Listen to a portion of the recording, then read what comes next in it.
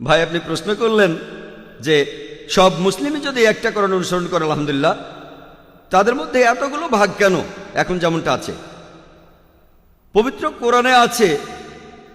সূরা আল ইমরানের 103 নম্বর আয়াতে এই কথা উল্লেখ করা হয়েছে ওয়াক্তাসিমু বিহাবলিল্লাহি জামিয়া ওয়া লা তাফাররাকু অর্থাৎ তোমরা সবাই মিলে আল্লাহর রশি শক্ত করে ধরো আর পরস্পর বিচ্ছিন্ন হও না আল্লাহ বলছেন আল্লাহর রশি শক্ত করে ধরো আল্লাহ তাআলার রশি কোনটা পবিত্র কোরআন আল্লাহ বলছেন যদি মুসলিমরা আল্লাহর রশি শক্ত করে ধরে আরো বলা হচ্ছে একসাথে ধরো আর তোমরা আলাদা হও না ডাবল গুরুত্ব একসাথে ধরার পাশাপাশি তোমরা পরস্পর আলাদা হও না ডাবল গুরুত্ব কিন্তু যদি কোনো মুসলিমকে বলি যে আপনি কি কেউ বলবে শিয়া কেউ বলবে সুন্নি কেউ বলবে হানাফি কেউ বলবে শাফি পবিত্র কোরআন বলছে সূরা আনামের 159 নম্বর আয়াতে উল্লেখ করা হয়েছে যারা দ্বীন সম্পর্কে নানা মতের সৃষ্টি করেছে আর বিভিন্ন দলে বিভক্ত হয়েছে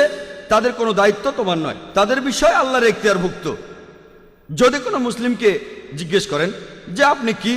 কোনো মুসলিম হয়তো বলবে আমি হানাফি কেউ বলবে আমি শাফি কেউ বলবে হামলি কেউ বলবে মালিকি কেউ বলবে শিয়া কেউ বলবে সুন্নি কেউ বলবে দেওবন্দি কেউ বলবে বারলভি কেউ বলবে আকবরী কেউ বলবে ভোরা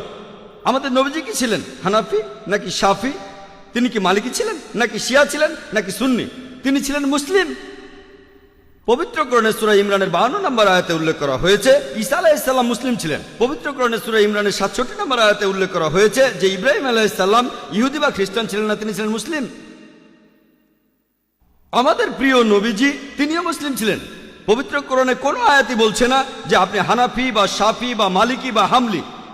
পবিত্র কোরআন বলছে সূরা ফুসিলাতে 33 নম্বর আয়াতে উল্লেখ করা হয়েছে ক্বালা ইন্নানি মিনাল মুসলিমিন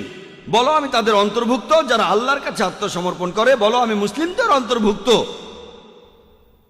পবিত্র কোরআন বলছে সূরা ইমরানের 64 নম্বর আয়াতে উল্লেখ করা হয়েছে এই আয়াতটা আমাদের নবীজি অমুসলিম রাজাদের কাছে লিখিয়ে পাঠিয়েছেন ইসলামের দাওয়াত দিয়ে বলা হয়েছিল যে